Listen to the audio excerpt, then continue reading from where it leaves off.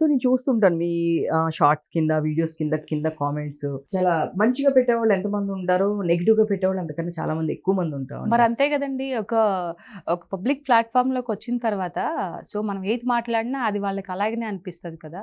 So, నేను పాలిటిక్స్‌లోకి రాకముందు ఎవరు నాకు అలా పెట్టేవాళ్ళు కాదు. సో, నేను ఏ వీడియో పెట్టినా అందరూ పాజిటివ్‌గానే ఇది చేసేవాళ్ళు.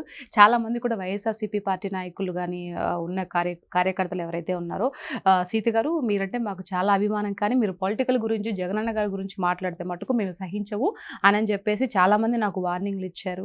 సో మాట్లాడకండి అని అంటే, నువ్వు మాట్లాడకండి అని అంటే నేను ఎలా మాట్లాడుకోకుండా ఉంటాను? అది నా ఇష్టం కదా! నువ్వు చెప్తే నీ మాట ఎలా వింటాను నేను? రైట్? వినను కదా!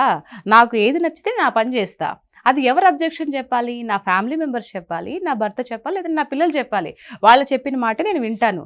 ఎవరో దోవన వెళ్ళే అభిమానం అంత మాత్రాన వాళ్ళ మాట నేను వినను కదా! ప్రతి ఒక్కరికి ఒక స్వేచ్ఛ అనేది ఉంటుంది కదండి. వాళ్ళకి నచ్చిన పని చేస్తారు కదా! సో, అలాగే ఇప్పుడు మీరు జగనన్న గారి పార్టీలోకి ఉండకండి, టీడీపీలోకి వచ్చేయండి, లేకపోతే జనసేనకి వచ్చేయమంటే వచ్చేస్తారా ఆ పర్సను? రారు కదా! అభిమానం వేరు. సో, పొలిటికల్‌గా మనం ఒక అడుగు వేయాలి, ఒక మాట మాట్లాడాలి నిర్ణయం తీసుకున్నప్పుడు ఇంక దానికే కట్టుబడి ఉండాలి. నువ్వు చెప్పిన మాట నేను ఎలా వింటాను? మీరు ఎప్పుడు బాధపడిన సందర్భం ఉందా కామెంట్స్ చూసి? లేదండి. ఎందుకు బాధపడతాను? హ్మ్. నేను చేసే పని కరెక్ట్‌గా ఉన్నప్పుడు హ్మ్. ఎవరో ఒకరు నాకు కామెంట్ పెడితే నేను బాధపడి ఏడిస్తే వాడు నా జీవితం మీద వాడికి ఆధిపత్యం ఇచ్చినట్టు లెక్క కదా! అలా ఎలా ఇస్తాను నేను? నో. ఆళ్ళు పెట్టి చదువుకుని అలా నవ్వుకుంటాను అంతే. అంతే. వేస్ట్. ఎందుకంటే అలా పెట్టేవాడు వాడు సిగ్గుపడాలి. ఒక ఆడపిల్లడు మనం ఇంత అసభ్యకరంగా మనం మెసేజ్ చేస్తున్నాము. చిచి మన అమ్మ నేర్పించిన సంస్కారం ఇది కాదు అని వాడికి కదా ఉండాలి. వాడికి లేనప్పుడు మనకెందుకండి? మీకు వైఎస్ఆర్‌సీపీ నుంచి ఏమైనా ఆఫర్ వచ్చిందా? మీరు మా సైడ్ మాట్లాడండి, మీకు ప్యాకేజ్ ఇస్తాము అని చెప్పి, లేదు అంటే మా పార్టీలో రండి అని మీకేమైనా ప్యాకేజ్ ఆఫర్స్ వచ్చినాయా? ఈవెన్ వచ్చినా రాకపోయినా ఒకవేళ ₹1,00,00,000 ఇస్తా అన్నా కూడా నేను పోను. నో. లేదు. నిజంగా. హ్మ్. ఆహా! అంటే జనరల్‌గా స్పోక్స్ పర్సన్స్ ఎవరైనా మాట్లాడుతున్న వాళ్ళు అప్రోచ్ అవుతూ ఉంటారు. లేదు ఇప్పుడు మీరు చూస్తే గనుక ఎందుకు నేను ఈ క్వెషన్ అడిగానంటే, కళ్యాణ్ దిలీప్ సుంకర. సో స్టార్టింగ్ నుంచి ఎంత బాగా మాట్లాడారో. వ్యక్తిత్వం లేని వాళ్ళు చేశారు ఆ పని. మనం ఒక పార్టీకి ఒక నాయకుడు నమ్ముకున్నప్పుడు ఆ నాయకుడు దారిలోనే ఉండాలి. ఆ నాయకుడు ప్రాణం పోయినా అట్టే ఉండాలి తప్పితే ఏదో చేశారు అని.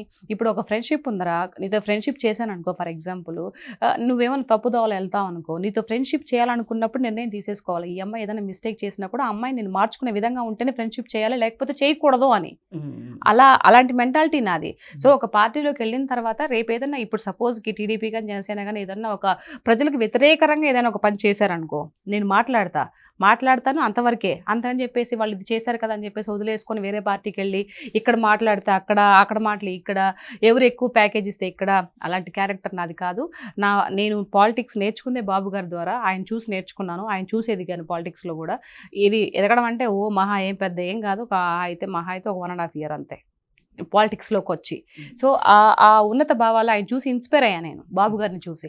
దాని తర్వాత పవన్ కళ్యాణ్ గారు ఇప్పుడు ఎలా ఉన్నారో ఆయన చూసి కూడా, ఒకప్పుడు నేను చిన్నప్పటి నుంచి ఆయనకు అభిమానిని, ఇప్పుడు పొలిటికల్‌గా ఇంకా పెద్ద ఫ్యాన్ అయ్యాను.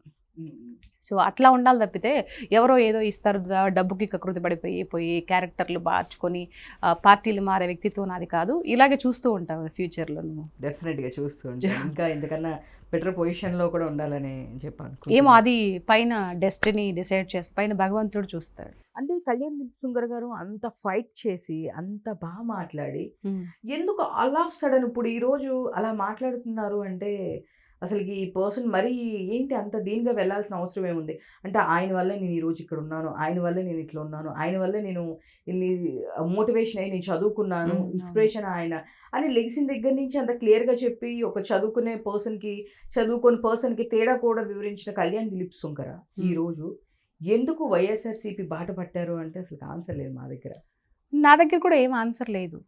ఎందుకు అనంటే చెప్పాను కదా, వ్యక్తిత్వం అని ఎలా ఉంటుందో మనకు తెలియదు కదా. ఇప్పుడు నీ వ్యక్తిత్వం ఎలా ఉంటుందో నాకు తెలియదు కదరా.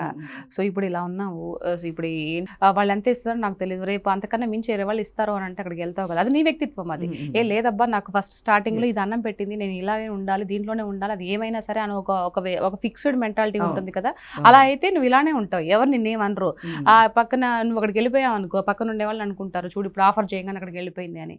సో అలా ఇప్పుడు ఆయన దిలీప్ సందీప్ శంకర్ గారు ఏదో మార్చుకున్నారనో, లేకపోతే ఆయన గురించి అంత ఇన్స్పిరేషన్ అంత అయిన వ్యక్తి ఇప్పుడు సడన్గా ఇలా మారారు అంటే వాళ్ళకి సంబంధించినవి ఉంటాయి కదా. సో వాళ్ళ గురించి మనం కామెంట్ చేయాల్సిన అవసరం లేదు. సో పోయేవాళ్ళు పోతూ ఉంటారు, వచ్చేవాళ్ళు వస్తూ ఉంటారు. సో ఎవరైతే మనిషిని నమ్ముతారో, ఎవరైతే ఈ పర్సన్ వల్ల మన రాష్ట్రం అభివృద్ధి చెందుతుందని నమ్ముతామో వాళ్ళు అలానే ఉంటారు. ఎన్నింటి ఆ పార్టీలు అలాగే కొనసాగిపోతూ ఉంటారు. ఇవన్నీ వేస్ట్ మాటలు.